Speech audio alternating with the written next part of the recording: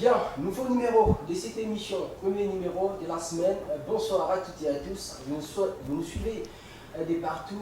Bienvenue sur Interface. La tension monte à Kinshasa, la capitale de la République démocratique du Congo, comme tout ailleurs, partout ailleurs, je le dis, à travers les pays pour cause de l'agression rwandaise, ou justement à cette guerre, s'il faut l'appeler, la qualifier ainsi, à l'est de la RDC, entre les forces loyalistes et les rebelles des M23 soutenus par le Rwanda, de Paul Kagame. Si les combats a continué, les affrontements continuent de ces côtés entre les FARDC et les M23 à Kinshasa ici, la population aussi s'élève justement pour mettre la pression, des marches, la multiplication des marches qui continue chaque jour qui passe, comme c'était le cas aussi à ce lundi, dans la ville, devant les ambassades des pays occidentaux justement pour mettre la pression, pour signifier ce mécontentement du peuple congolais par rapport à ce qui se passe devant cette situation aujourd'hui. Quelle solution, que faire pour essayer de remettre les choses comme ça s'est passé auparavant, que faire pour que la paix revienne le plus vite que possible à l'est de la République démocratique du Congo? Est-ce que c'est le moment où le chef de l'État, comme garant de la nation, il doit appeler tout le monde autour d'une table justement au nom de l'unité nationale pour que le Congolais puisse parler entre eux, question de se soutenir, question d'être solidaire devant cette agression, devant ces complots au niveau international, justement. Ce sont des questions qui méritent d'être posées. On en parle dans cette émission. Messieurs et dames, comme d'habitude, avec Sarah Louis. Bonsoir Sarah. Bonsoir Daniel Roland Lai, le plaisir est pour moi de commencer cette semaine avec toi et bonsoir également aux téléspectateurs qui nous suivent en ce moment. Alors, pour débattre, pour analyser toutes ces questions, nous recevons pour vous Maître Platini Mbadou. Il est le président de la fondation Platini Mbadou, justement, à cette fondation qui soutient les actions du chef de l'État, du président Félix Antoine Tshisekedi Tshilombo, qui, dans ce titre qu'on va faire avec lui, à cette émission concernant cette agression rwandaise. Bonsoir Maître Platini et bienvenue. Bonsoir à vous également et je suis très content d'être ici pour échanger au nom, par rapport au sujet d'actualité de notre pays. Et moi, c'est qui? Moi, c'est Maître Platini Bandou Koutou. Je suis président de la Fondation Platini Bandou qui œuvre dans le secteur de l'environnement, dans la santé, ainsi que dans l'éducation de la population. Et plus précisément dans la commune de Mongafula où j'ai été candidat aux élections provinciales. Mais nous avons dit, c'est vrai, la fondation a une connotation sociale, mais nous, en tant qu'acteurs politiques, nous voulons quand même encourager, soutenir et parler des actions du chef de l'État qu'il est en train de faire sur l'ensemble du territoire national. Même si vous n'avez pas été élu jusque-là, en attendant les résultats, c'est que la Cour va décider parce que vous avez quand même un pied à déposer les recours de ses côtés. Mais si c'est arrivé que la Cour garde la décision de la CENI, vous allez continuer à soutenir cette population de Mongafula. Bien sûr que oui. Vous savez, la Fondation n'avait pas un objectif électoral. L'élection va passer, l'élection c'est un cycle de 5 ans, mais la Fondation va demeurer des années et des années. Nous avons commencé la commune de Mongafula, c'est notre fief, c'est notre commune, et nous avons voulu, notre ambition c'est de l'étendre, que nous ne puissions pas nous limiter seulement à Mongafula, que nous allions aussi à Ngaliema, que nous allions aussi à pourquoi pas tout le Kunga, pourquoi pas toute la ville de Kinshasa et ainsi de suite. Mais côté politique, nous avons effectivement postulé pour les élections provinciales. Nous avons été votés massivement. Nous avons la légitimité de la population qui était derrière nous. Mais la CENI a décidé autrement. Et présentement, nous sommes devant la Cour d'appel. Je suis confiant que les juges de la Cour d'appel vont nous donner raison parce que le juge ne crée pas le droit, le juge dit le droit. Et nous espérons de notre mieux pour lui apporter des éléments de preuve pour faciliter cette lecture-là de droit dont nous serons opposés dans les jours à venir. Alors, la situation sécuritaire aujourd'hui, à travers les pays, précisément à l'Est, par rapport à ce qui se passe, cette agression rwandaise qui ne cesse de prendre une autre dimension. Chaque jour, nous continuons de compter des morts. Vous, d'une manière générale, quelle analyse pouvez-vous faire de cette situation d'insécurité à l'est de la RDC? Vous savez, moi je crois que dans peu de temps, nous allons cesser de parler du Rwanda. Pourquoi je dis cela? Parce que, justement, parce que la SADC, la SADC est notre partenaire présentement. Il était venu pour nous soutenir par rapport à cette guerre. Au regard des débats qu'il y a eu tout autour de leur intervention, ils avaient là une mission offensive. C'est-à-dire qu'ils devaient attaquer les M23. Mais nous avons constaté, nous avons vu qu'un secrétaire d'État américain, il s'est déplacé pour aller au niveau de l'Afrique du Sud. Ils ont échangé sur quoi? Nous ne savons pas. Il a quitté l'Afrique du Sud, il est allé encore dans d'autres pays de la SADC pour influencer négativement de manière à ce que nous puissions obtenir le soutien de la SADC. Et aujourd'hui, nous constatons bel et bien que la SADC qui était censée être notre allié, combattre à notre côté, la SADC commence à changer sa position. Est-ce que c'était le secrétaire d'État ou le ministre rwandais qui était allé influencer négativement à notre défaveur? Je dis non.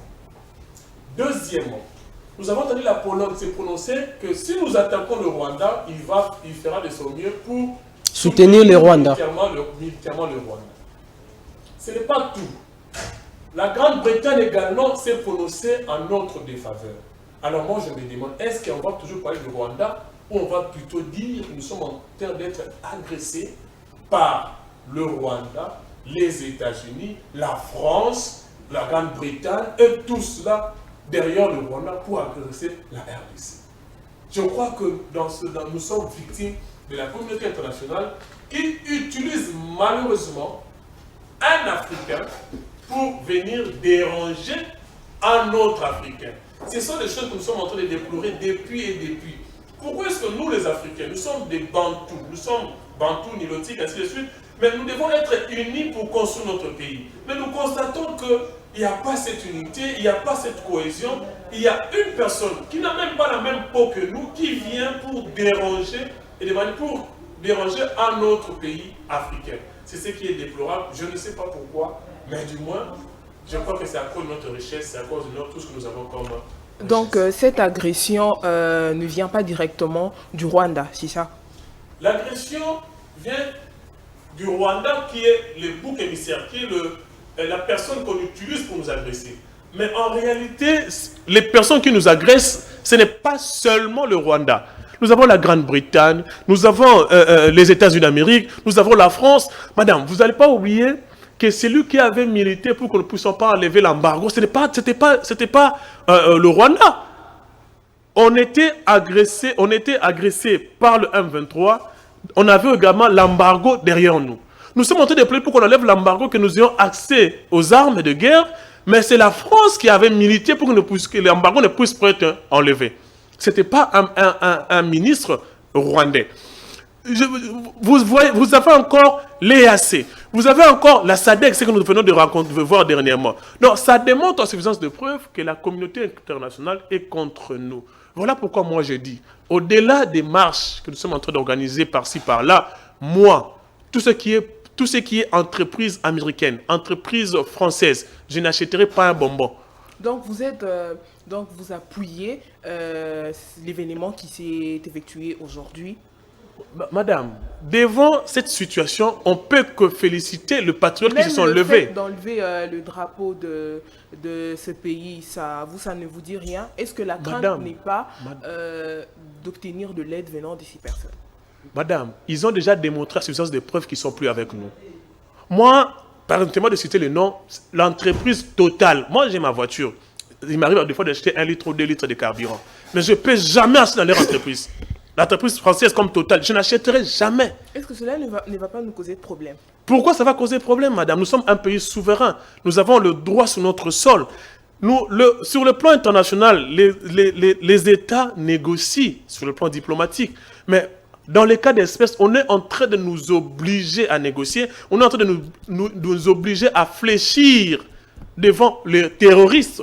Est-ce que les Américains négocient avec les terroristes? Alors pourquoi ils veulent nous fléchir à négocier avec les terroristes? Nous disons non. Aujourd'hui, la constitution de notre pays a donné les moyens pour briguer les postes politiques dans notre pays. Mais pourquoi ils ne veulent pas prendre cette route-là? Moi, j'ai pris cette route-là, j'ai postulé.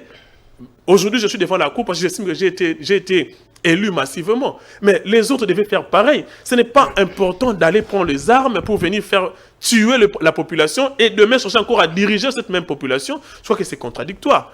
Si on se détache aujourd'hui de ces étrangers, est-ce que vous pensez qu'on sera dans le calme? Vous savez, madame, aujourd'hui, la Burkina, on dit la Burkina Faso ou le Burkina Faso? Le Burkina Faso. Oui. Et aujourd'hui, ils se sont détachés de tout ce qui était tout autour de lui. Et la population continue de vivre. Mali, c'est la même chose. Mais il ne faudrait pas comparer quand même la RDC à ce pays. Bien sûr, ce sont des pays comme nous. On peut que comparer. Mieux développés que nous. Pas du tout. La RDC est développée aussi de notre manière, madame. Je suis dans notre pays. De quelle manière? De la manière dont nous sommes en train de nous développer petit à petit, depuis que le chef de l'État est au pouvoir. Petit à petit, mais nous ne sommes pas encore développés. Le mal vient d'où? Parce qu'il faut situer le mal. Le problème, c'est qu'on a été infiltré. On a été infiltré depuis 94 à ce jour. Et on a fait de sorte que nous ne puissions pas organiser notre armée à ce jour. Vous imaginez, madame, déjà en 97, on savait déjà qu'on n'avait plus une armée forte. En 97 déjà. Parce que lorsque Mobutu partait, qui était remplacé par Laurent Désiré Kabila, en 97, on n'avait déjà pas une armée forte. Mais depuis 97 à 2018, est-ce que vous avez entendu la formation des militaires? La formation des parachutistes? La formation des pilotes de chasse? Il n'y a jamais eu dans ce pays. Dès 97 à 2018. C'était fait exprès pour nous rendre fragiles, pour donner la facilité aux autres de nous gérer, de nous contourner. Et aujourd'hui, grâce au chef de l'État, nous sommes en train d'avancer petit à petit et nous allons y arriver. Mais le niveau de l'infiltration était à un point où, même sur le plan diplomatique, on était infiltré sur tous les plans. Imaginez, même au niveau du Parlement, il y avait des infiltrés. Même au niveau du Sénat, au niveau des directeurs des entreprises publiques de l'État, il y avait des infiltrations. Dans l'armée, n'en parlons même pas. Madame, juste un exercice. En 97, on n'avait pas l'armée. Kabila, le père, quand il venait, il ramassait un peu de gens par-ci, par-là pour l'aider dans la conquête du pouvoir. Et lorsqu'ils est arrivés en 97, 99, on a distribué des grades à XY personnes qui étaient venues avec lui sans pour autant avoir une formation bien déterminée. Arrivé en 2001, Kabila, le père décède. À la prise du pouvoir de Joseph Kabila, en 2001, il y a eu 1+4. À partir de 2001, il y a eu 1+4. Avec le 1+4, chaque belligérant était venu avec ses milices. Et on a donné des grades à toutes les personnes, tous les soldats qui étaient venus avec eux. Le grade moyen, c'était major. Il y avait des majors, des colonels, on a donné à tout le monde. Même Kunda Bato, qui était sergent-major au Rwanda, il était devenu général. Alors là, en 2001. En 2009, il y a eu la même chose avec le mouvement de M23, où on a eu à négocier avec le M23. On a accordé également des postes politiques, des postes militaires et des postes diplomatiques au sein de M23. En 2009 déjà. Malgré cela, en 2013, ils ont apparu encore. Et on a encore signé des accords, brassage, mixage, et ainsi de suite. Et tous ces éléments-là, nous sommes retrouvés avec une armée des généraux, des colonels, et sans pour autant avoir des hommes de troupes à qui on peut envoyer en guerre. Nous étions dans un pays avec des généraux, un pays des généraux, des colonels, des minimum majors. Et maintenant, aujourd'hui, on se retrouve dans un pays où il n'y a pas des hommes de troupes à envoyer en guerre. Et voilà pourquoi le chef de l'État, depuis déjà 2019, à ce jour, il y a déjà plus de 5 000 ou plus qui sont en formation pour savoir comment gérer notre pays. C'est ça l'avancement, c'est ça le progrès, petit à petit. Mais pour retenir, de 97 à 98, on n'a pas formé des militaires. Et comment est-ce que vous allez faire face à cette guerre-là si vous êtes dans cette situation-là? Donc aujourd'hui, nous pouvons dire merci au chef de l'État parce qu'il a au moins pensé. Il y a même la loi de programmation militaire qui est en train de mettre en place les mécanismes pour comment rendre notre armée encore plus forte et plus efficace. Mais avant, il n'y en avait pas. Alors, Maître Platini, il y a quand même une question qui mérite d'être posée. Aujourd'hui, on parle de la communauté internationale. Aujourd'hui, nous condamnons tout le monde. On condamne d'une part Canal+, on condamne à la France, on condamne à si c'est quel pays encore. Mais pensez-vous pas que les vrais problèmes aujourd'hui, c'est nous-mêmes les Congolais? Jusqu'à quand devons-nous continuer à condamner les autres? Pensez-vous pas que cette situation, aujourd'hui, la dimension où ça commence à prendre, c'est parce que nous-mêmes, on est incapables, nous-mêmes, nous sommes incompétents, il faut le dire ainsi, pour résoudre cette situation. Derrière notre incompétence, on se cache derrière les forces, les autres personnes en acquisant plutôt à d'autres pays inutilement, au lieu de se prendre en charge. Vous savez, c'est vrai, nous avons notre part de responsabilité. Parce que nous avons connu des dirigeants qui n'avaient que l'envie de demeurer au pouvoir. Ce n'est pas seulement question de la RDC, mais c'est la question qui est partagée presque dans l'Afrique de manière générale. Exception faite pour 2 ou 3 pays. Là, c'est la première des choses. Parce que lorsque vous cherchez à vous éterniser au pouvoir, ça va vous amener à faire à tout prix de protéger votre poste. Ce qui était arrivé avec le président Mobutu. Et il fallait qu'il y ait une personne qui soit à mesure de booster les choses pour faire partir le président Mobutu. Et nous savons tous que Laurent Désiré Kabila avait reçu l'appui du Rwanda, Burundi et les autres pays là. Pourquoi? Parce que le président Mobutu ne voulait pas partir de lui-même. Parce qu'en 1990, s'il était parti de lui-même, comme c'était convenu, nous n'allons pas nous retrouver dans cette situation. Mais l'arrivée de Laurent Désiré Kabila, ses alliés avaient été mal intentionnés. Et derrière cela, ça fait que nous puissions nous retrouver là où nous sommes aujourd'hui. Mais est-ce qu'aujourd'hui, nous ne sommes pas en train de nous battre pour sortir de cette situation? Bien sûr que oui. Parce que le chef de l'État n'a pas croisé les bras. Vous avez entendu le vice-premier ministre de la Défense avait dit le chef de l'État ne dort pas. Il est en train de réfléchir comment est-ce qu'on peut trouver la ville de Goma peut être en paix. Mais ce n'est pas une question d'incompétence. C'est plutôt une question de la situation géographique de notre pays et des richesses de notre pays. Les gens ne veulent pas nous laisser chercher la solution de nous-mêmes. Les gens cherchent toujours à nous dicter ce que nous devons faire. Ils ne veulent pas nous voir prendre nos propres décisions et commettre nos propres erreurs au stade où nous sommes. Le chef de l'État est allé, parce que vous savez, dans chaque continent, il y a des règles. À l'Europe, il y a l'Union européenne qui est dirigée par des règles. Au niveau de l'Afrique, nous avons l'Union africaine qui regorge tous les pays africains, mais à l'intérieur des pays, il y a des pays qui se sont regroupés par zone. Nous sommes au niveau de l'Afrique centrale, on était dans les EAC, nous sommes dans SADC, avec d'autres pays à caractère politique ainsi qu'à caractère économique. Mais lorsque vous êtes ensemble, l'idéal c'est quoi? C'est entre les États, vous négociez, vous échangez par rapport à la sécurité de vos pays réciproques. C'est ce qui est plus important. Nous sommes alliés, nous sommes dans l'EAC, on était avant dans l'EAC, nous sommes également dans la SADC.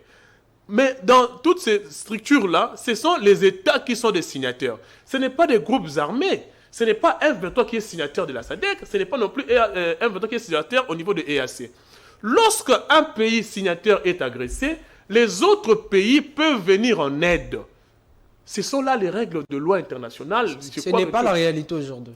Voilà, ce n'est pas la réalité. Pourquoi est-ce que ce n'est pas la réalité? Parce qu'il y a un groupe de gens, un groupe d'États européens qui estiment que non, nous devons rester dans cette situation parce que leur intérêt est si grand dans notre pays. C'est pour cette raison-là que nous disons, ce n'est pas une question d'incompétence, ce n'est pas une question de reconnaître les erreurs. Nous reconnaissons nos erreurs du passé, mais présentement, qu'est-ce que nous sommes en train de faire? Est-ce que nous ne sommes pas en train de chercher des solutions pour sortir de cette situation? Mais ça prend du temps.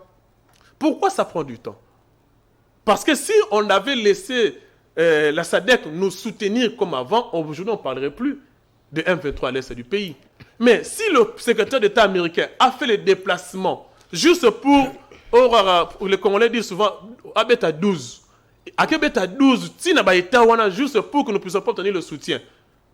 Et aujourd'hui, si ça traîne, est-ce qu'on peut dire que c'est la faute du chef de l'État ou c'est la faute des alliés de M23 qui cherchent à nous maintenir dans les statu quo? Mais face à cette situation aujourd'hui, parce qu'on sait que nous sommes entourés des pays qu'on considère comme des pays frères, mais qui agissent avec beaucoup d'hypocrisie, n'est-ce pas le moment pour la RDC, n'est-ce pas le moment pour les gouvernements congolais de se dire, ok, parce que nous sommes entourés des pays qui appliquent l'hypocrisie, nous, on se retire aussi de l'EAC, nous, on se retire aussi de la SADC, on met des moyens, on reste focus sur l'armée congolaise, certainement, pour essayer de sortir la tête de l'eau. Vous savez, lorsqu'on signe des contrats au niveau international, il y a des conditions. Et ce que j'ai constaté, le chef de l'État est de bonne foi. C'est-à-dire, il est quelqu'un qui respecte le texte. Si vous savez, dans notre pays, on a inséré l'état de droit. Dans l'EAC, il y a eu des conventions au préalable signées par toutes les parties et où toutes les parties avaient eu le temps de lire ce qui était prévu. Une fois signé, on ne respectait plus rien. Dans la SADC également, c'est la même chose. Il y a eu des accords par-ci, par-là, mais une fois signé, l'organisation ne respecte plus rien. C'est ce qui est déplorable. Maintenant, on se pose des questions. Est-ce que c'est nécessaire encore de signer avec ces gens-là? Est-ce que c'est la faute à ces gens-là? Est-ce que c'est la faute aux pays membres de la SADC? Moi, je dirais non. Parce qu'aujourd'hui, il faut interpeller d'abord les autorités africaines. Les signataires, il y a Charte, il y a SADC, ce sont des pays africains, mais malheureusement, qui ont toujours les yeux tournés vers l'étranger, vers l'Europe. Les pays comme l'Angola, le Sud-Afrique, ce sont des pays africains. Un autre pays africain qui est agressé par un groupe de terroristes. On vous demande un soutien, vous êtes d'accord avec ça, vous signez même des contrats, des accords par rapport à cela. Et un secrétaire d'État américain qui vient vous influencer négativement, vous acceptez d'abandonner votre frère africain parce qu'un étranger, quelqu'un qui est venu dans notre pays, a dit. C'est ce qui est déplorable. C'est ce qui est malheureux pour nous, Africains. C'est pourquoi je disais, je vous relance, maître, c'est pourquoi je voudrais poser cette question de savoir, est-ce que ce n'est pas le moment de faire comme le Mali l'a fait un peu, comme le Burkina Faso, dans la mesure du possible, devant cette hypocrisie, de se prendre en charge? Pourquoi pas quitter la SADC? Pourquoi aujourd'hui la RDC continue d'être membre de l'EAC, membre de la SADC, alors que nous savons, face aux pays qui nous entourent, face à tous ces chefs d'État qu'on a vu même à plus de 17 venir ici assister à la cérémonie de prestation de serment du chef de l'État. Aujourd'hui, il n'y a aucun de ces chefs d'État qui prend le courage de condamner ce qui se passe à l'est de la RDC aujourd'hui. Je crois que c'est retiré, c'est déjà sur la table du chef de l'État, parce que lorsque vous êtes dans une organisation qui ne vous soutient pas, ce n'est pas important d'y demeurer plutôt, mais plutôt, vous pouvez vous retirer dans tout ce groupe-là. L'EAC, je crois que l'EAC était ici avec une mission offensive. Lorsqu'ils n'ont pas fait, on avait demandé à l'EAC de se retirer et il s'est retiré. Il n'est plus aussi sur le sol congolais. La SADC également a signé... Il n'y a plus de militaires de l'EAC aujourd'hui. À mon humble avis, ils devaient partir depuis le 8 décembre. Aujourd'hui, je crois que depuis le 8 décembre à ce jour, ils sont déjà partis parce que la SADC a déjà remplacé. Mais aujourd'hui, j'aurais appris que la SADC aussi exige que non, le Ouazalou ne puisse se retirer. Officiellement, nous n'avons pas d'informations dans ce sens-là, mais officieusement, nous entendons les gens dire ça. Moi, je dirais, si c'est ça leur argument, c'est encore un faux fouillant. C'est la même philosophie avec l'EAC. Donc, je crois que s'il faudrait peut-être se retirer de tout cela, il faudrait se retirer. Mais le chef de l'État n'a pas croisé les bras. Vous avez quand même entendu que nous avons pu récupérer Saké, alors que Saké était entre les mains de M23.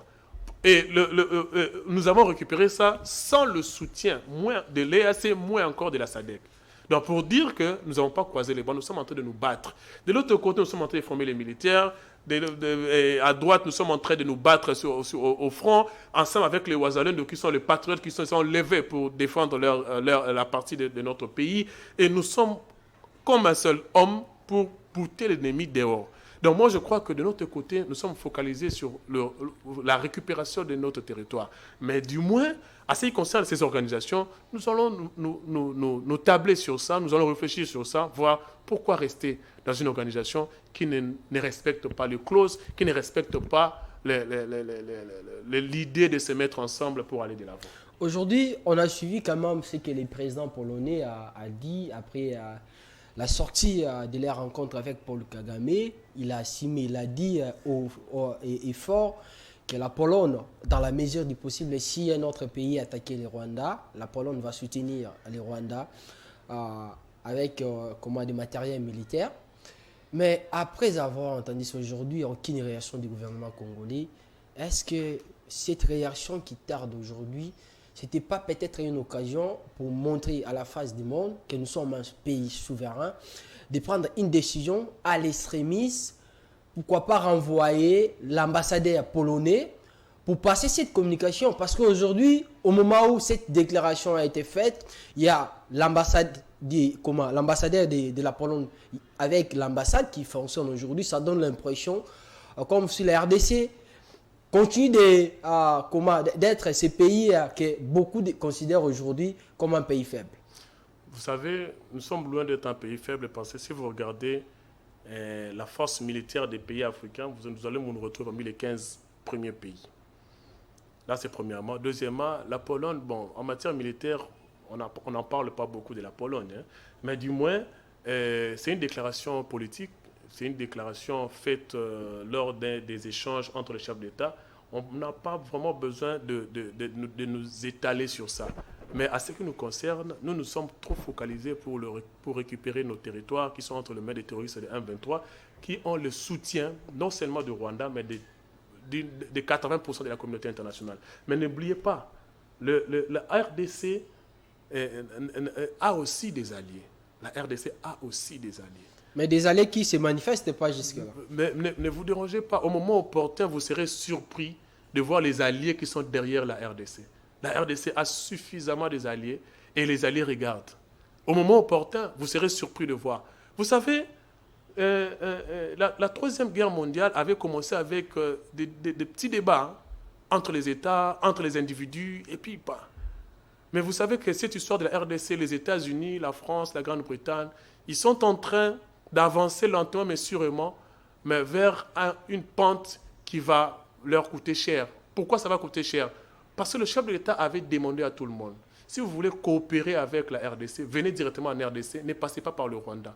Parce que le chef de l'État nous voulait mettre fin aux échanges qui avaient fait du Rwanda notre interlocuteur, c'est-à-dire notre représentant sur le plan international, où nos minéraux étaient négociés par le Rwanda. Mais le chef d'État voulait mettre fin à cela. Voilà pourquoi il avait multiplié des sorties diplomatiques pour parler avec tout le monde, pour changer cette situation-là. Mais s'il y a des gens qui estiment que non, ils ont beaucoup investi au Rwanda et ils estiment que non, ils ne peuvent pas d'emblée enlever leur intérêt là-bas pour les amener ici automatiquement, c'est leur problème. Parce que le chef d'État avait déjà demandé à tout le monde de venir directement en RDC et de ne plus passer par le Rwanda comme étant notre, je ne sais pas, commissionnaire ou quoi que ce soit. Est-ce qu'on peut affirmer aujourd'hui que le Rwanda est en train, lentement mais sereinement, de gagner les terrains diplomatiques? Pourquoi j'ai dit ça? Je reviens encore sur les propos tenus par les présidents polonais. C'est les mêmes présidents qui, à la 40e comme ça, Assemblée générale des Nations Unies, condamnaient le Rwanda dans son discours. Et aujourd'hui, c'est le même président qui vient aujourd'hui pour changer des paroles, cette fois-ci soutenir le même Rwanda. Est-ce que la politique aujourd'hui utilisée par Kagame n'est-elle pas en train de tirer les alliés qui, certainement, dans le passé, soutenaient la RDC, qui aujourd'hui sont contre la RDC? Vous savez, je vais vous répondre autrement. Le chef de l'État, c'est vrai, dans notre pays, il y a eu des accords. Parce qu'il y a le livre de Charles Onana qui répète, qui démontre à suffisance de preuves que les gouvernements que nous avons connus dans notre pays ont eu à signer des accords avec le M23, avec les autres pays, Rwanda et les autres, par rapport à la situation économique de notre pays. Vous savez, ce que le chef de l'État est en train de faire aujourd'hui, il est en train de refuser de négocier avec le M23, il est en train d'interdire aux gens de passer outre la RDC, c'est un message fort. Pourquoi je dis c'est un message fort? Parce que vous soyez dans notre pays, chef de l'État ou ministre de la Défense ou ministre des Affaires étrangères, vous ne pouvez pas signer des accords qui soient pour mettre en péril les intérêts de la RDC. Vous ne pouvez pas. Si vous signez ces accords-là, ces accords seront soit révisés ou carrément non exécutés. Tshisekedi n'avait pas signé ces accords avec le Rwanda. Je vais y arriver. C'est démontrant sur des preuves que les accords signés dans le passé n'étaient pas dans l'intérêt de la population. Et n'étaient pas non plus dans l'intérêt de faire développer la RDC. On commençait par le contrat chinois. Le contrat chinois a été révisité. Maintenant, la révision du contrat chinois a permis à ce que la RDC puisse récupérer un bon montant qui va faire développer le secteur des infrastructures en RDC. Deuxièmement, lorsque vous signez des accords pour laisser une partie de notre souveraineté à XY personnes, ces contrats-là, cette convention ne sera pas exécutée. Que vous soyez, quoi que vous fassiez, peu importe le poste que vous occupez en RDC. C'est ça le message caché derrière la position du chef de l'État. Maintenant, par rapport à ces accords-là, parce que les gens se cramponnent pour dire les hommes passent, les institutions restent. Mais cette institution-là, qui était incarnée par un homme, mais lorsqu'il a signé des accords en contradiction avec les intérêts de notre pays, c'est déjà de la haute trahison. Ce genre de contrats, on ne peut pas les respecter. Si les autres pays estiment que le Rwanda ou le M23, les terroristes de M23 ont raison, parce que, entre guillemets, les anciens chefs de l'État ou les anciens ministres des Affaires étrangères et les autres avaient signé des accords avec eux, chez nous, nous disons niet. C'était de la haute trahison. Une infraction ne peut pas aboutir à un bon contrat. Un contrat, une convention signée en violation de la loi, ce n'est pas une convention qu'on peut observer jusqu'à la fin. Aujourd'hui, peu importe le soubassement du président polonais, peu importe le soubassement des États-Unis d'Amérique et les autres pays, nous en RDC, le message qui est caché derrière le comportement du chef de l'État, c'est que peu importe qui vous êtes, vous ne pouvez pas signer des accords qui soient en contradiction avec les intérêts de notre pays. Mais quelle attitude notre pays, la RDC, devrait avoir face à l'hypocrisie de la communauté internationale qui garde silence? Vous savez, nous ne pouvons que dénoncer. Parce que sur le plan tension, il y a des textes de loi.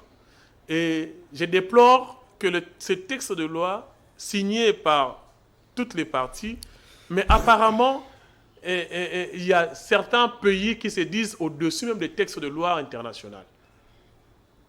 J'ai vu en Ukraine les gens intervenir pour dire non, non, non à la Russie. Mais lorsque vous regardez en Libye, vous voyez un État, la France, qui est venu jusqu'en Libye pour faire ce qu'ils ont fait, et puis partir comme ça, sans être inquiété, la CPI est là en train de regarder. Je prends encore avec Saddam Hussein, c'est la même chose, où les États-Unis ont accusé Saddam Hussein, ainsi de suite. Et je prends encore avec la Côte d'Ivoire, c'était aussi la même chose avec le président Gbagbo. Nous avons comme l'impression qu'il y a des États qui sont au-dessus de la loi. Parce qu'ils sont États américains, parce qu'ils sont États français, ainsi de suite. Mais nous, nous sommes des observateurs des textes de loi. Nous allons d'abord, dénoncer ce genre de comportement. Deuxièmement, nous allons faire de notre mieux, ensemble avec la population derrière le chef de l'État, pour combattre ces personnes-là de M23 ainsi que leurs alliés. C'est ça notre mission. Nous ne pouvons pas nous disperser. Nous restons concentrés vers l'objectif. L'objectif, c'est quoi? C'est récupérer nos terres. Et l'autre objectif, c'est quoi? C'est réviser tous les textes de loi qui sont en contradiction avec notre aspiration, notre peuple. Je prends l'hypothèse de l'article 51 de la Constitution. Je prends l'hypothèse de l'article 217 de la Constitution. Je prends l'hypothèse de l'article 4 et de l'article 12 de la Constitution. Lorsque vous comparez tous ces articles-là, vous constaterez que non, ce sont des articles qui ne cadrent pas avec la volonté de la population. L'article 51 vous parle de la protection des minorités. Vous parlez de la protection des minorités qui sont entre guillemets marginalisées, quelque chose comme ça. Quelles sont la population, les tribus qui sont minorisées ici dans notre pays, qui sont marginalisées dans notre pays?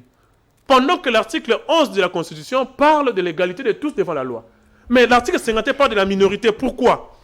Vous allez encore plus loin. Je prends l'article 217 de la Constitution, où on vous dit que nous pouvons abandonner une partie de notre souveraineté au nom de l'intérêt de l'Afrique. C'est-à-dire au travers des conventions de société, nous pouvons abandonner la souveraineté. C'est quelle disposition cela? Donc voilà Ce genre de texte de loi donne de la réponse, donne des réponses aux autres qui sont en train de nous agresser. Donc, si je peux me résumer, nous restons concentrés pour récupérer nos territoires, mais nous devons aussi changer nos lois qui ne cadrent pas avec la population. Mais de quelle manière on doit dénoncer? Parce que nous avons suffisamment dénoncé. Est-ce que cela suffit? Nous avons suffisamment dénoncé, mais ce n'est pas encore fini. C'est-à-dire... De quelle manière on doit vraiment le faire parce qu'on l'a suffisamment fait? Et on a même vu les images lors de la CAN où on a même refusé de faire passer des différents messages. Vous savez, au niveau de la CAN, je crois que la Confédération africaine de football a signé des accords avec le Rwanda, entre guillemets, sur X, Y chose, et ils ont voulu protéger leur convention, et ils n'ont pas voulu que nos images passent. Vous avez vu, le porte-parole du gouvernement a lu un communiqué par rapport à la décision prise en Conseil des ministres pour que nous allons pu intervenir dans des activités de soutien à X, Y chose.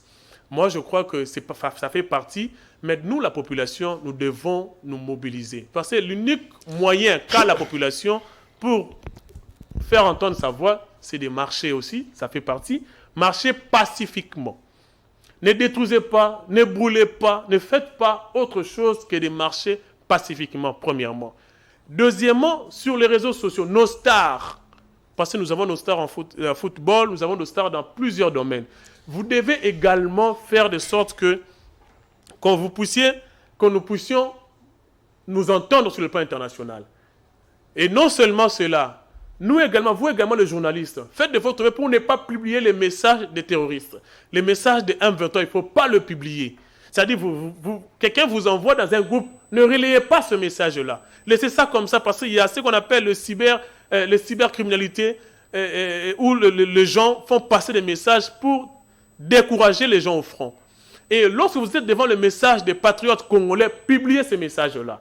Et troisièmement, là ça me concerne à moi avec ma petite voiture que Dieu m'a donnée, je ne veux pas acheter le carburant à n'importe quelle station. Cohydro, oui, je vais acheter parce que c'est notre station et les autres stations pour ne pas faire de la publicité. Mais s'il n'y a pas de carburant là-bas, ça veut dire que vous allez laisser la voiture. Je reste la voiture, je prends une moto.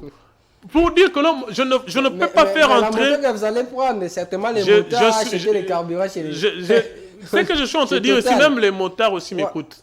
Oui. Même les motards aussi m'écoutent. Faites de votre mieux pour ne pas faire entrer un 100 francs de Congolais dans une entreprise des gens qui nous agressent. C'est l'unique moyen qu'on peut faire pour que nous soyons entendus. Lorsqu'ils écouteront que non, et nous avons refusé que notre argent puisse aller dans leur compte, ça fera aussi quelque chose de bien. Nous allons réagir proportionnellement. Et si ces entreprises-là fermaient leurs portes, ce sont des Congolais qui vont suivre sur le plan social? Non. Vous savez, sur le plan social, nous avons besoin de gens qui vont investir avec leur cœur et non les gens qui vont investir juste pour soutirer de l'argent aux Congolais. Nous ne voulons pas de cela. Comme quelqu'un qui vient investir avec 100 000, mais qui vous vole 200 000. Ce n'est pas normal. Quelqu'un qui vient investir avec 600 millions, et vous savez le dessus de cartes de contrat chinois, avec d'autres opérateurs économiques qui étaient venus et qui sont même sous sanction des États-Unis d'Amérique jusqu'à ce jour. Comment est-ce qu'ils ont acheté à X prix et ils ont revendu à Y prix à nous-mêmes encore? Et comment est-ce que les royalties sont récupérées? Comment est-ce qu'ils font de l'argent presque chaque jour? Et ce genre d'investisseurs, ce n'est pas à eux que nous attendons. Nous attendons des investisseurs qui vont venir investir avec leur cœur pour faire avancer le pays. Alors, au regard de tout ça, la guerre ne peut pas être une option pour mettre fin à cette crise sécuritaire plutôt que de privilégier la diplomatie? Vous savez, sur le plan diplomatique, nous sommes là. Sur le plan de la guerre également, nous sommes là.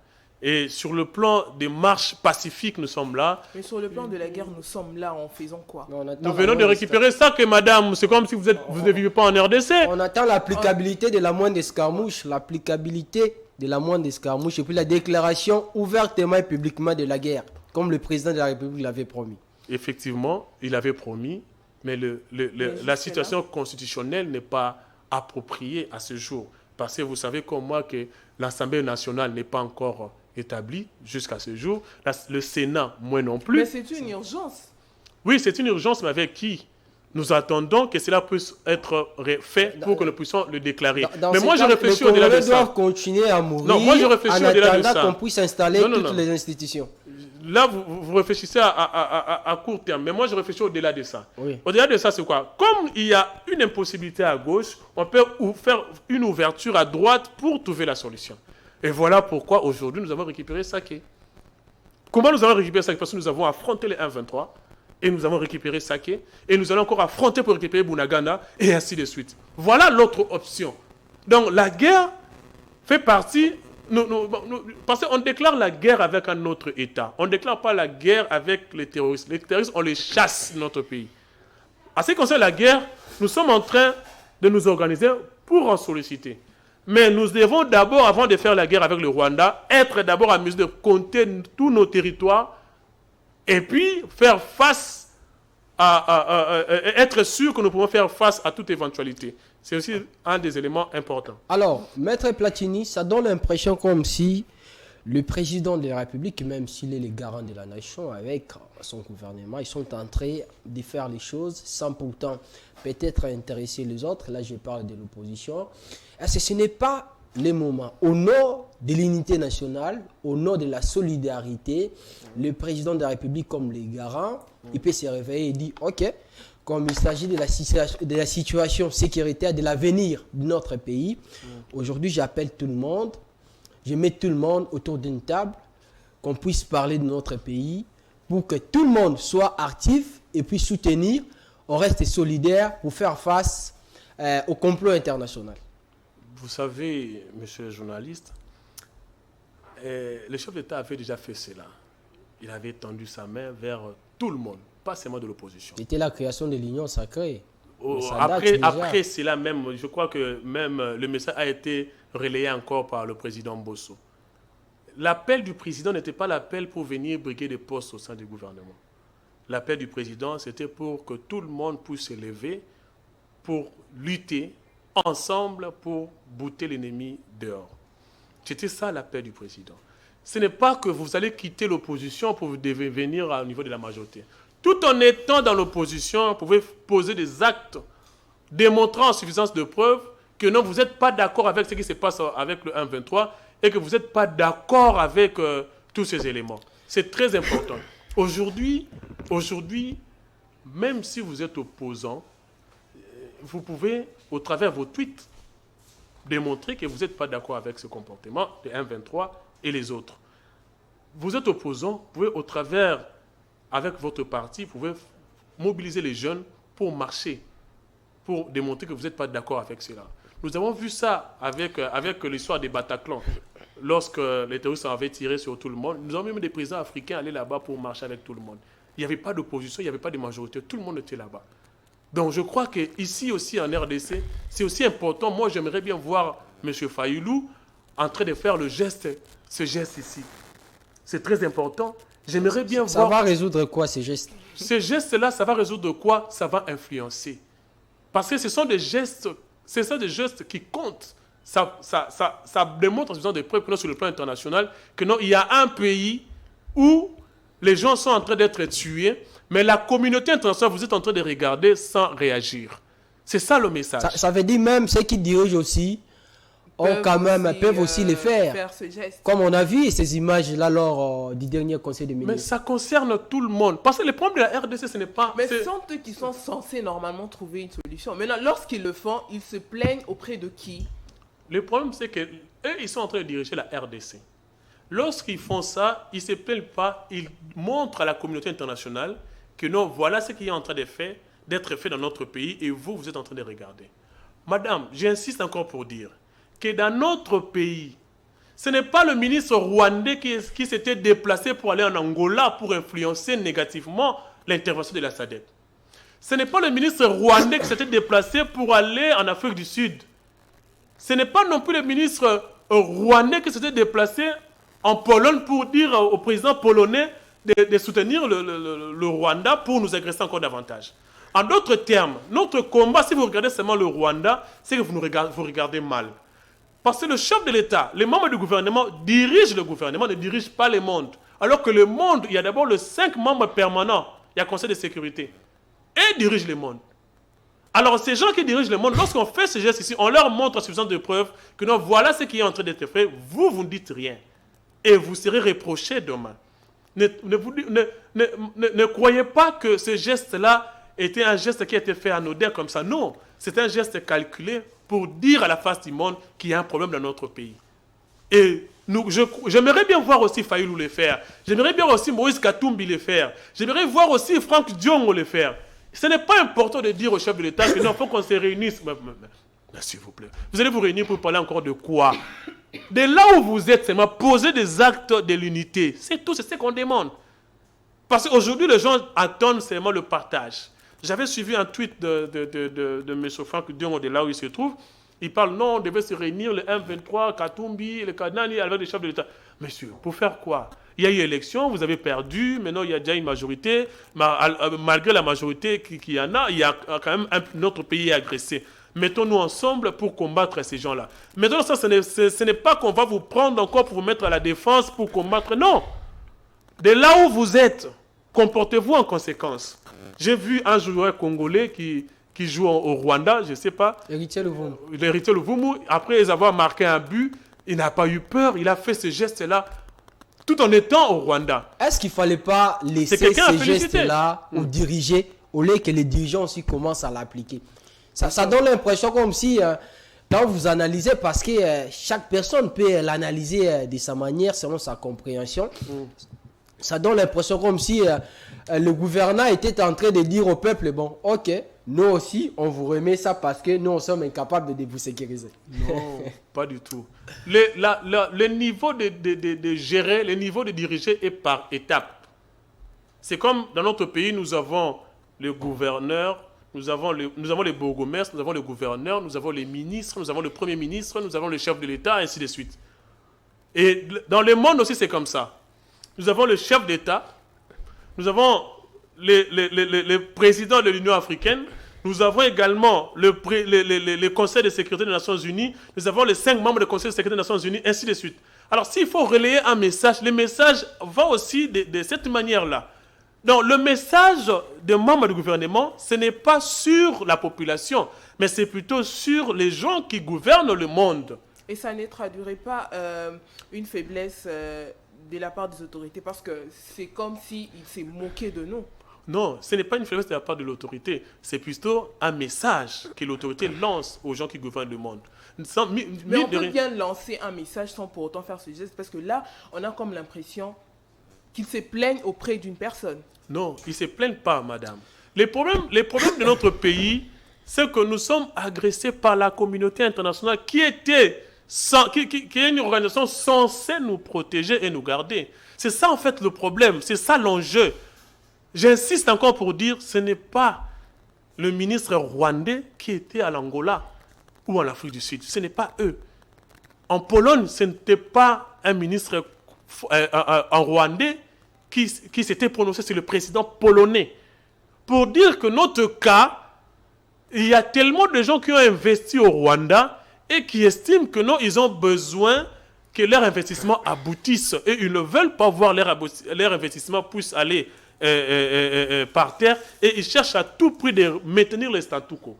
Alors que le chef de l'État avait déjà bien dit qu'il est impossible pour nous de négocier avec le 1-23. Voilà pourquoi moi j'ai dit, derrière l'attitude du chef de l'État, c'est un message pour les autres présidents qui viendront dans notre pays.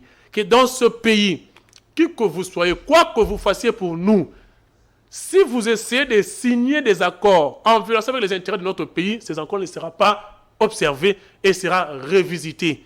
C'est ça le message qui est caché derrière tout cela. Et nous réitérons notre soutien au chef de l'État pour dire, nous sommes derrière lui. Moi, nous avons lancé la marche depuis. Nous étions parmi les personnes qui ont initié l'idée de marcher. Aujourd'hui, nous sommes aussi parmi les premières personnes à initier cette idée. Moi, je n'achèterai plus jamais le carburant, même à manger dans des boutiques, même des pièces, quoi que ce soit, dans des boutiques des gens qui sont en train de nous agresser. Je n'achèterai pas. Je n'achèterai pas. Et c'est ça mon message. Est-ce que tout ça ne peut pas avoir des répercussions à l'étranger alors qu'on a aussi des familles là-bas? Non, ça ne peut pas avoir des répercussions à l'étranger parce que notre combat ne vise pas les personnes. individuellement, nous visons plus les organisations. Par exemple, aujourd'hui, les États-Unis est parmi les pays qui ne veulent pas que nous puissions nous développer. Alors, lorsque nous parlons par rapport aux États-Unis, nous ne parlons pas aux habitants des États-Unis, nous parlons de la politique de Biden. Et nous espérons que lorsqu'il y aura élection, les Noirs qui sont là-bas aux États-Unis seront qui voter. Parce que nous croyons que avec la politique africaine qu'a Joe Biden, cela ne favorise pas le développement de pays africains. En France également la même chose. Bon, un pays où ils ont tout accepté, même le mariage des homosexuels. Moi, je crois que ce genre de pays, nous avons des accords politiques, diplomatiques avec eux, je suis d'accord avec ça, mais aujourd'hui, l'ère politique n'est pas appropriée pour le développement de l'Afrique. Alors, nous devons, aux échéances à venir, tous les Noirs qui sont là-bas, ils sauront qui voter et comment orienter leur vote pour permettre à ce que l'Afrique aussi puisse se développer.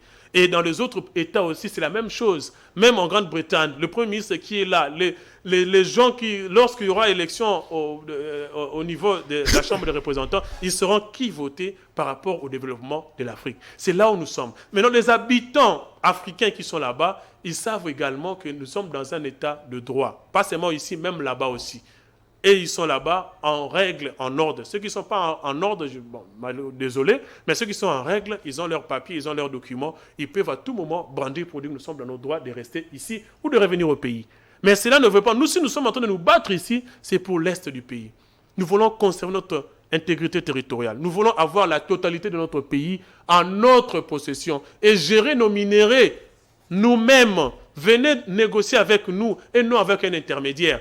Et un intermédiaire que nous ne voulons plus. Et vous ne pouvez pas nous obliger à négocier avec cet intermédiaire-là. Alors, ne pas négocier avec cet intermédiaire. Aujourd'hui, on parle des solutions sur le plan interne d'abord, justement, pour remettre de l'ordre. On parle de la traîtresse, on parle des traîtres aujourd'hui. On avait même suivi l'année passée le président de l'Assemblée nationale, Mbosso, quand il interpellait certains députés et qu'il qualifiait de traîtres.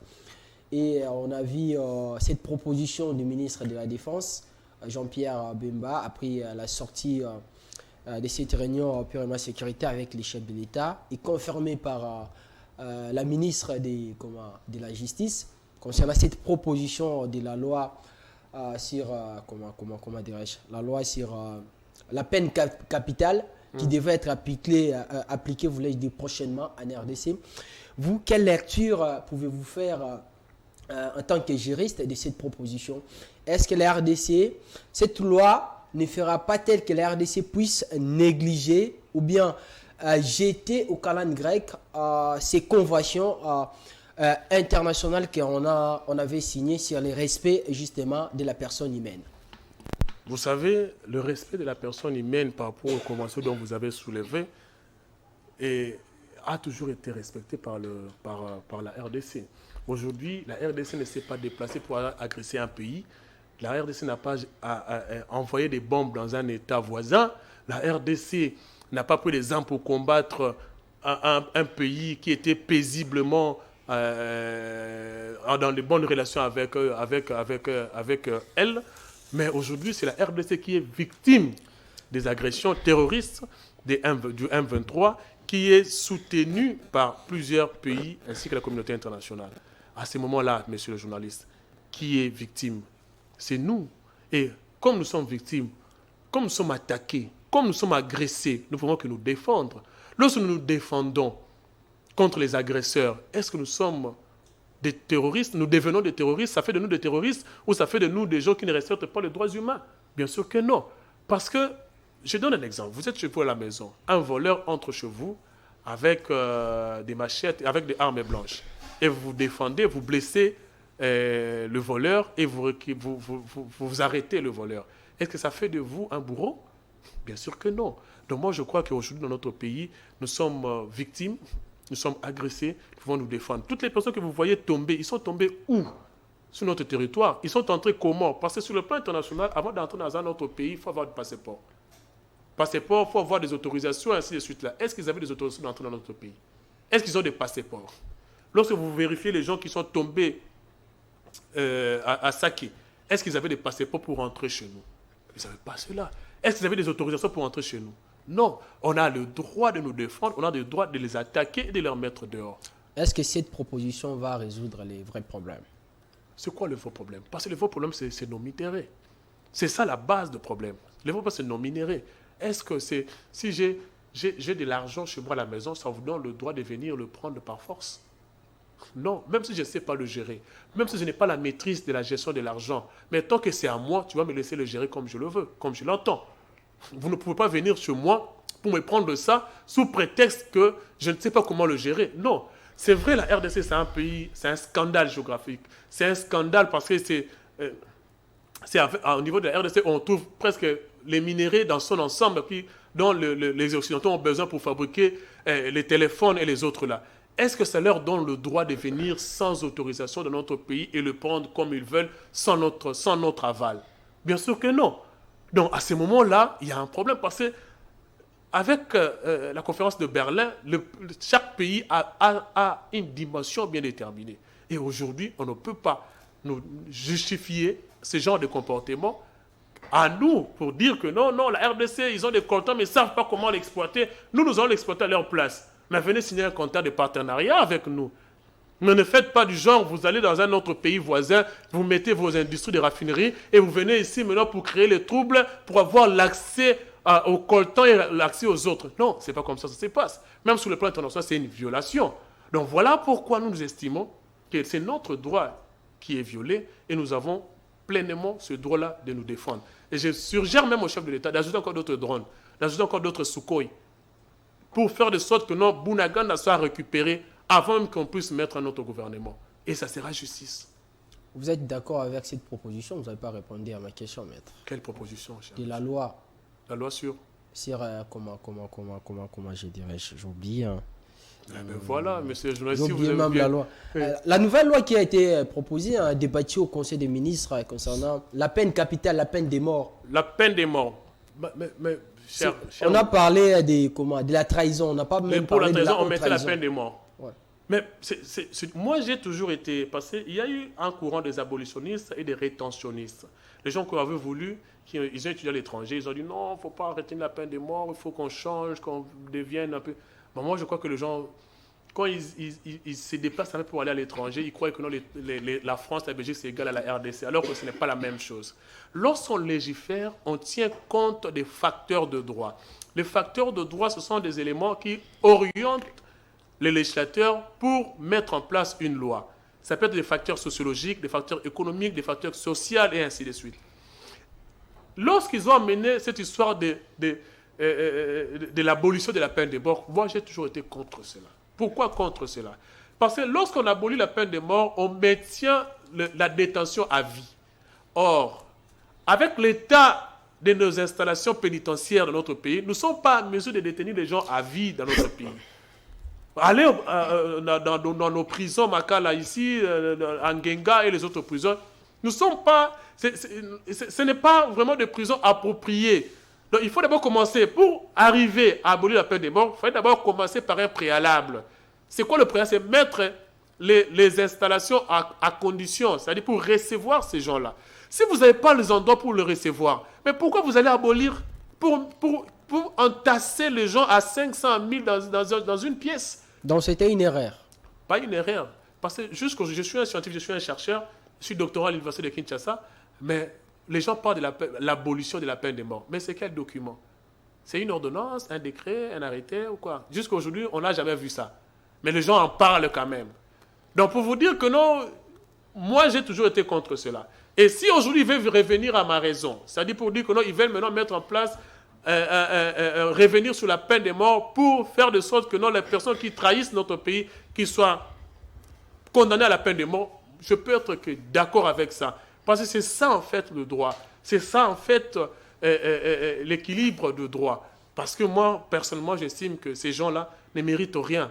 C'est lui qui a pris les armes pour tuer ses semblables, c'est tuer le compatriote. Est-ce qu'il peut espérer encore revenir demain pour gérer? La mise en place de la CPI, l'élément axiologique de la mise en place de la CPI, c'était pour faire de sorte que tout le monde puisse répondre par rapport aux actes qu'il pose. Parce que c'était devenu une habitude, dans le sens où les gens se permettaient d'aller prendre des armes à droite, à gauche, pour venir déranger le gouvernement en place, pour espérer signer les accords dans les jours à venir avec ce même gouvernement. Une fois qu'il est au poste ministériel, il est au poste de vice-président, on ne sera plus à mesure de le poursuivre parce que ses immunités, son niveau politique prendra les dessus sur les poursuites. Et c'est pour cela, c'est ça même l'élément axiologique qui avait fait que la CPI soit mise en place. Maintenant que la CPI a été mise en place, la CPI a démontré ses faiblesses. Et aujourd'hui, il faut maintenir la peine de mort. Il faut également chercher de sorte que la CPI puisse revenir encore en force pour que les gens comme de Kagame se retrouvent là-bas. Les gens comme de Corneille Nangaa se retrouvent là-bas. Les gens comme de Bertin Bisimwa se retrouvent là-bas, à la CPI. C'est là où est leur place. Si vous voulez devenir autorité dans ce pays, il faut aller dans les urnes. Et je vais même dire, encore pour citer, le M23, combien de fois on va vous amener au gouvernement? Combien de fois on va vous brasser et mixer dans le gouvernement? Le 23 mai 2009, il y a eu aussi des accords avec le M23. Mais ils étaient revenus encore en 2013. En 2013 encore, ils ont été renvoyés encore au gouvernement. Et ils sont revenus encore en 2018-2019. Mais finalement, vous partez, vous revenez, vous partez, vous revenez, mais finalement, ça devient quoi? Et lorsque vous revenez, vous réclamez des postes politiques, des postes ministériels, des postes diplomatiques, des postes au gouvernement. Mais c'est de trop. Voilà pourquoi nous soutenons la position du chef de l'État. De manière mordicus, nous soutenons cette position-là. Nous n'allons pas négocier avec le M23. Et c'est un message pour les autres qui vont venir après, que quoi que vous fassiez, que vous soyez, ne signez pas n'importe quoi, parce que ça ne sera pas exécuté. Étant donné que vous ne serez pas éternel pour sauver votre contrat signé, si vous signez aujourd'hui, votre prédécesseur l'effacera. Est-ce que ça risque pas de créer une confusion? Parce que quand vous suivez cette adresse de Mme Rose Mutombo, ministre de la Justice, elle répète bien, dit il y a nécessité impérieuse d'appliquer à cette loi, mais elle parle plus de la trahison, au lieu de parler de la haute trahison. Parce qu'il y a dans l'impression, comme si quand on parle de la trahison, même nous tous là, on va commencer à nous condamner et puis nous tuer directement parce qu'on parle de la peine de mort. Est-ce que ça ne va pas créer une confusion? Non, pas du tout, parce que dans chaque infraction, vous savez, on parle de la haute trahison. Trahison. Bon, ça dépend. Mais la trahison, c'est à l'égard de qui? À l'égard de ton pays. Lorsque vous faites la trahison à l'égard de votre pays, vous pouvez être poursuivi pour des morts. Vous pouvez être sanctionné de peine de mort. La haute trahison, c'est vrai, c'est une infraction hautement politique qui est souvent à la charge des gens politiques. Mais les faibles personnes aussi participent. Nous avons vu au début ici, lorsqu'on a commencé à mettre l'état de siège de l'autre côté, excusez-moi, il y a eu des personnes qui favorisaient le M23 militairement. Nous avons vu des motos avec des armes cachées. Nous avons vu des dames qui accompagnaient, qui amenaient la nourriture pour les rebelles, ainsi de suite. Ils sont en train de trahir en quelque sorte, soutenir l'ennemi. Donc c'est aussi une infraction de trahison. Donc moi je crois que peu importe le décan, c'est toujours normal qu'on puisse relever ce fait-là de manière à ce que les personnes soient condamnées à mort. Moi, je suis toujours d'accord avec ça, que la condamnation à mort demeure. Et s'il faut l'abolir, il y a d'abord de préalable, arranger les endroits pour faciliter la réception de tout le monde. Alors, dernière question, on va terminer l'émission à Lingala, vous allez conclure en Lingala. Aujourd'hui, Augustin Kabuya a nommé informateur. C'est un bon choix de la part du chef de l'État? Bon, effectivement, parce que vous savez, diriger un parti comme l'UDPS, ce n'est pas facile. Parce que l'UDPS est au pouvoir, mais l'UDPS est aussi dans l'opposition. Alors lorsque vous êtes secrétaire général d'un parti comme l'UDPS, il faut avoir des nerfs solides. Déjà, il est déjà une personne à féliciter, le CG Augustin Kabuya, que je félicite même pour ces élections. Il a été aussi élu député à Moamba. Je le félicite également. Et sa nomination comme informateur, je peux l'encourager parce qu'il avait déjà commencé ça même depuis longtemps, parce que lorsqu'il y a eu des PCR et des dynamiques au sein de la majorité de l'Union sacrée, c'était lui qui s'était levé pour réunir les gens, voir un peu comment calmer les choses de part et d'autre. C'était déjà quelque chose qu'il avait déjà commencé depuis longtemps. Je peux que lui souhaiter du bon vent. Moi, je crois que le travail, ça sera plus facile pour lui. Pourquoi? Parce que déjà, nous avons déjà la majorité. Nous avons déjà la majorité au niveau du Parlement. Il va plutôt gérer les tensions par rapport à ces groupuscules qui s'est créé à l'intérieur. Et avec la sagesse qu'il a, je crois qu'il va bien et mieux s'en sortir. Alors, l'émission est terminée, maître. Vous concluez en lingala. Bon, Pesiba, nous sommes à Mbote, Bozana Kimia, pour récupérer siège Nabiso. Nous ne sommes pas des gens du genre à coller là. Nous, la raté. Vous avez déjà fait de votre mieux, vous m'avez voté, et nous allons le récupérer. La Pesiba, la fondation, il y a une fondation Platini Bandou Mbote Belé. Et l'adresse de la fondation, ils allaient l'avenue Kalimo numéro 1, croisement Diambou Kalimo, arrêt terrasse. Oh, non, ça. D'arrêter la fondation, qui déplace son adresse, on écoute à secrétaire général Azawana, à Koyambayo, à faire adhérer. Nous sommes en train de préparer beaucoup d'activités en rapport avec l'éducation des enfants et l'éducation des jeunes filles mères. Nous sommes organisés des formations de couper-couture, hôtellerie. Nous sommes en train de l'organiser. Et nous avons en train, dans la période d'enregistrement, nous sommes en train d'enregistrer les dames, parce qu'il faut déplacer un formateur, il faut avoir un bon nombre de gens qui vont participer à la formation. Donc, si vous avez besoin de participer, allez sur l'avenue Kalimo, numéro 1, arrêt terrasse, entrée Mankoko. Vous allez trouver le siège là, enregistrez-vous et nous allons mettre à votre disposition les formateurs pour cela. Côté politique, nous sommes en train de soutenir les actions du chef de l'État. Nous estimons que le chef de l'État est en train de faire de son bien pour que Mbokawe Keliboso. Mais Dongolomi Sobazali et part et d'autres pour empêcher à réaliser. Parce que c'est difficile de réaliser beaucoup de choses avec la guerre derrière le dos. Mais du moins, nous allons vous soutenir, nous allons parler de vos exploits, nous allons parler de vos réalisations. Partout, nous allons passer, pas seulement à la télé, même dans nos quartiers, même dans nos descentes que nous faisons souvent à Mongafula. Nous allons parler de ça pour que les choses aillent de l'avant. Mais n'oubliez pas, dans les 100 jours du gouvernement à venir, n'oubliez pas Mongafula, qui est une commune apparemment abandonnée. Maître Platini, merci d'avoir répondu à toutes nos questions. Je rappelle que vous êtes le président de la fondation Platini Mbadou qui soutient les actions du chef de l'État. Merci beaucoup à vous également. Merci Sarah. Merci à toi Daniel. Et il y a Nathan Kianza qui profite de cette occasion pour souhaiter un anniversaire de bonheur, de santé, mais aussi de prospérité à celle qu'on appelle Elias Makwiza. Quant aux téléspectateurs, on se retrouve demain pour un autre numéro. Alors, je vais chuter avec cette citation de Napoléon Bonaparte. Voilà ce que Napoléon disait. Je n'aime pas ce gouvernement, mais puisque mon pays est en guerre, je vais soutenir mon pays. Certainement, c'est le moment pour nous tous de soutenir notre pays, de vivre en paix, en solidarité pour l'intérêt général. À demain 16h pour un autre numéro de cette émission. Restez-nous toujours fidèles.